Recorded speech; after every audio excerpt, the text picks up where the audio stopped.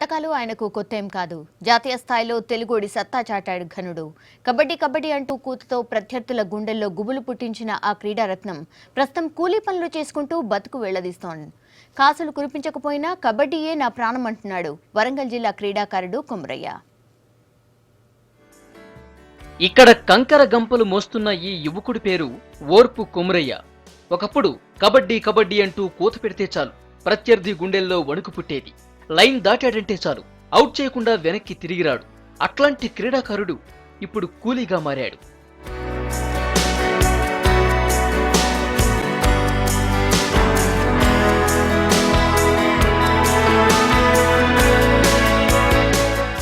కొమరయ్య స్వగ్రామం వరంగల్ జిల్లా నరసింహులపేట కొమ్ముల వంచ. తల్లిదండ్రులు మల్లమ్మ, సాయిలు. 7గురు సంతానంలో అందరికంటే చిన్నవాడు. చిన్నప్పటి నుంచి ఆటలపై ఆసక్తి ఎక్కువ. కబడ్డీ అంటే పంచప్రాణాలు. ఆ ఇష్టమే కబడ్డీలో మంచి ఆటగానిగా తయారు చేసింది. అది కూడా ఏదో లోకల్ ప్లేయర్ అనుకుంటే పొరపాటు. జాతీయ, అంతర్జాతీయ స్థాయిలో మనోడికి మంచి ట్రాక్ రికార్డు ఉంది. అండర్ 14, 19, 20 టీంలకు కెప్టెన్ గా ఉన్న కొమరయ్య 2008, 2009, 2013లలో జాతీయ స్థాయి పోటీలకు ఎంపికైన రాష్ట్ర టీంకు కెప్టెన్ గా ఉన్నాడు. స్పోర్ట్స్ అథారిటీ ఆఫ్ ఇండియా జట్టుకు కెప్టెన్ గా చేశాడు.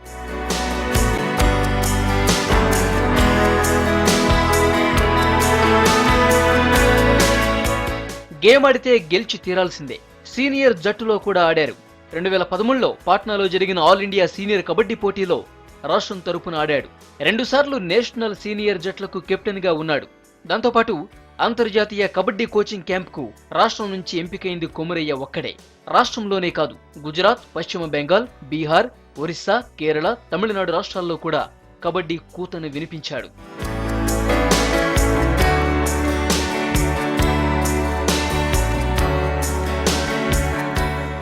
ఈ అసమాన ప్రతిభావంతుడికి కాలం కలిసి రావటం లేదు.